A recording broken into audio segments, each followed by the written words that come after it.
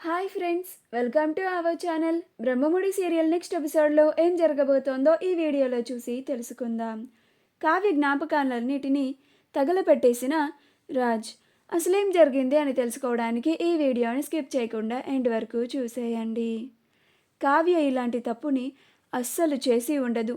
దీని వెనకాల ఏదో కుట్ర జరిగి ఉంటుంది అని మాకు అనిపిస్తోంది అని ఇందిరాదేవి అపర్ణలు ఇద్దరు అంటారు. అప్పుడు రుద్రాని, అదేంటమ్మా, మీరు ఇంకా ఆ కావ్యకి సపోర్ట్ చేస్తున్నారేంటి? ఇంకా ఆ మహాతల్లిని నెత్తిని పెట్టుకుంటున్నారేంటి? ఆ కావ్య ఇదంతా చేసింది కావాలని మన కంపెనీ పరువుని తీయాలని చేసింది. అలానే మన కుటుంబ పరువుని కూడా తీసుకెళ్లి వీధిలో పెట్టింది. మీడియాలో మన కుటుంబం గురించి తప్పుగా మాట్లాడేలాగా చేసింది. ఇంటి గుట్టునంతా కూడా బట్టబయలు చేసింది. ఈ దుగ్గిరాల కుటుంబ పరువుని, సంస్థ పరువుని మొత్తం తీసి పడేసింది. ఇదంతా కావాలనే చేసింది. ఇదంతా రాజ్ తనని ఈ ఇంట్లో నుంచి వెళ్ళిపోమ్మన్నాడనే పగతోనే ప్రతీకారం తీర్చుకోవడానికి ఇలా చేసింది ఆ కావ్య అని అంటుంది. అప్పుడు అపర్ణ, కావ్య ఎట్టి పరిస్థితుల్లో కూడా అలాంటి తప్పుని చేయదు. కావ్యకి ప్రతీకారం తీర్చుకునే మనస్తత్వం అస్సలు లేదు. పైగా కావ్య ఆత్మాభిమానం గల ఆడది కాబట్టి ఈ ఇంట్లో నుంచి వెళ్ళిపోయి బహుశా తన కాళ్ళ మీద తను బతకడానికి ఉద్యోగం చేసి ఉండొచ్చు. అది అడ్డుగా పెట్టుకొని ఆ అనామికనే ఇదంతా కుట్రగా చేసి కావ్యని మోసం చేసినట్టు ఉంది. అలా వాళ్ళు కావ్యకున్న టాలెంట్ని వాడుకొని అవార్డ్ వాళ్ళ కంపెనీకి వచ్చేలాగా చేసుకున్నారు. ఇదే నాకు నిజం అనిపిస్తోంది అని అంటుంది. అప్పుడు రుద్రాని, నువ్వసలు కళ్ళ ముందు కళ్ళకి కట్టినట్లుగా జరిగింది మేము చూసిన వాళ్ళం వచ్చి చెప్తుంటే అయినా మా మాటలు వినకుండా ఇంకా ఆ కావ్యని నమ్ముతున్నావేంటి వదినా అని అంటుంది. అప్పుడు అపర్ణ, ఎందుకంటే ఒక్కొక్కసారి మనం చూసింది కూడా నిజం కాదు కాబట్టి అని అంటుంది. అప్పుడు రుద్రాని, అంటే కళ్ళార చూసిన వాళ్ళం మేమంతా గుడ్డోళ్ళం అంటామా వదిన అని అంటుంది. అప్పుడు అపర్ణ, మీరందరూ గుడ్డోళ్ళు అని నేను అనడం లేదు. మేము కూడా ఆ ఈవెంట్ని టీవీలో చూసాము కూడా. కానీ దీని వెనకాల ఎంత కుట్ర జరిగిందో మనకి తెలియదు కదా, మనం చూడలేదు కదా. అది తెలుసుకోకుండా కావ్య పైన ఇలాగా నిందలు వేయడం కరెక్ట్ కాదు, అది తప్పు అని అంటుంది. అప్పుడు రాజ్, చాలా ఆపమ్మా, ఇంకా మహాతల్లి గురించి ఈ ఇంట్లో అస్సలు వినపడకూడదు. కనీసం ఆవిడ పేరు కూడా వినపడకూడదు.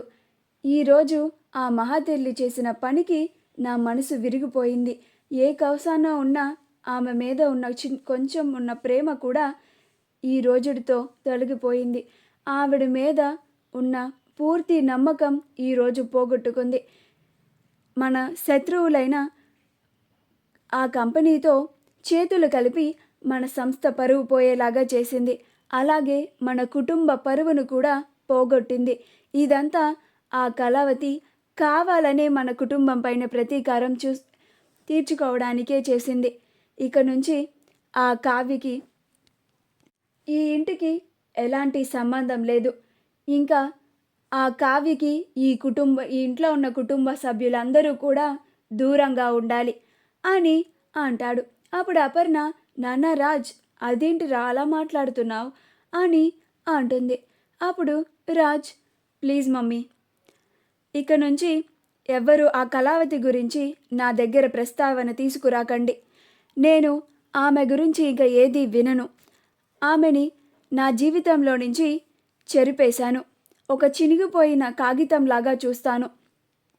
ఇక ఆ కళావతి గుర్తులు కూడా ఈ ఇంట్లో ఉండడానికి వీలు లేదు అని తన గదికి వెళ్తాడు. కావ్య పుట్టెడు దుఃఖంతో జోరు వానలో అలానే ఇంటికి నడుచుకుంటూ వస్తుంది. అలా ఇంటి దగ్గరికి చేరుకొని ఇంటి ముందు మెట్లపైన కూర్చొని బాధపడుతూ ఉంటుంది. అలా జరిగిందంతా గుర్తు చేసుకుంటూ తన కాపురం కూలిపోయింది అని, ఎప్పుడన్నా తన భర్త మనసు మార్చుకొని తిరిగి వస్తాడు అని అనుకున్న చిన్న ఆశ కూడా ఇప్పుడు లేకుండా చేసింది ఆ అనామిక అని బాధపడుతూ ఉంటుంది. ఇక తన బ్రతుకు ఒంటరి బ్రతుకేనా అని బాధపడుతూ ఉంటుంది. కనకం కిటికీలోంచి చూసి వెంటనే తలుపులు తీసి, ఏంటమ్మా కావ్య, ఇలా బయట కూర్చున్నావు, రా లోపలికి వెళ్దాం అని అంటుంది. అప్పుడు కావ్య, నేను రాలేనమ్మా అని అంటుంది. అప్పుడు కనకం, ఏమైందే, ఎందుకు అంతలాగా బాధపడుతున్నావు? ఏదో పని ఉంది అని వెళ్ళావు కదా, అక్కడేం జరిగింది అని అడుగుతుంది. అప్పుడు కావ్య ఆ అనామిక చేసిన కుట్ర గురించి, మొత్తం జరిగిన దాని గురించి అంతా కనకంకి చెప్తుంది. అలా ఆఖరికి మా మావయ్య గారితో సహా నన్ను తప్పుగా అపార్థం చేసుకుంటున్నారమ్మా. నేను కావాలని ఆ సామంత్ గ్రూప్ వాళ్ళకి నా డిజైన్స్ని వేయలేదు.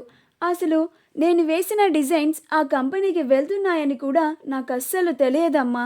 నేను ఆ ఫంక్షన్కి వెళ్ళాక వాళ్ళు అవార్డు తీసుకునే ముందే నాకు తెలిసింది అని బాధపడుతూ చెప్తుంది. అప్పుడు కనకం, నేనసలు నిన్ను ఉద్యోగమే చేయొద్దని ముందే హెచ్చరించాను కూడా. నా మాటలు నీకు అసలు ఎక్కడ చెవికెక్కాయి? ఇప్పుడు చూడు, నేను నా కాళ్ళ మీద నిలబడతాను అని అసలు నీ కాపురాన్నే కూల్చివేసుకున్నావు. నీ పరిస్థితిని వాళ్ళు అడ్డంగా పెట్టుకొని, నీ టాలెంట్ని వాడుకొని మీ అత్తగారింటి వైపు పైన నిన్నే దాడి చేసేలాగా చేశారు. ఇదంతా నువ్వు కావాలని చేయకపోయినా నిన్ను అడ్డంగా పెట్టుకొని నీ వెనకుండి ఈ కుట్రనంతా నడిపి నువ్వు చేసినట్టుగా అందరి ముందు నిరూపించారు. ఇప్పుడు ఎవరు నష్టపోయారు? నువ్వు, నీ కాపురం మొత్తం కూలిపోయింది. ఇక అల్లుడు గారు వచ్చి నిన్ను ఆ ఇంటికి తీసుకెళ్లే రోజులే రావా అని కనకం కూడా బాధపడుతూ ఉంటుంది. తన కాపురం ఎలా నిలబెట్టుకోవాలో కూడా కావ్యకి అస్సలు అర్థం కాదు. రాజ్ తన గదిలో ఉన్న కావ్య చీరలు, వాళ్ళ పెళ్లి ఫోటోని, అలా కావ్యకి సంబంధించిన జ్ఞాపకాలన్నిటినీ తీసుకొని వస్తూ ఉంటాడు. అప్పుడు అపర్ణ అవన్నీ చూసి ఆశ్చర్యపోయి, రాజ్, ఇవన్నీ ఎక్కడికి తీసుకెళ్తున్నావురా అని అంటూ ఉంటుంది. అప్పుడు రాజ్, చెప్తాను రండి మమ్మీ అని ఆ జ్ఞాపకాలన్నిటినీ ఇంటి ముందు విసిరేసి వాటిని తగలబెట్టడానికి ప్రయత్నిస్తూ ఉంటాడు. అప్పుడు అపర్ణ రాజ్ని ఆపుతుంది. అప్పుడు రాజ్, ప్లీజ్ మమ్మీ, నన్ను వదులు, నన్ను ఆపకు అని అరుస్తాడు. అప్పుడు అపర్ణ, ఏంటి నాన్న నువ్వు ఇలా ప్రవర్తిస్తున్నావేంటి అని అంటుంది. అప్పుడు రాజ్ అపర్ణ చేయిని విదిలించుకొని ఆ జ్ఞాపకాలన్నిటినీ తగలబెట్టేస్తాడు. మా వీడియో కనుక మీకు నచ్చినట్లయితే లైక్ చేయండి, షేర్ చేయండి, మా ఛానల్ని సబ్స్క్రైబ్ చేసుకోండి.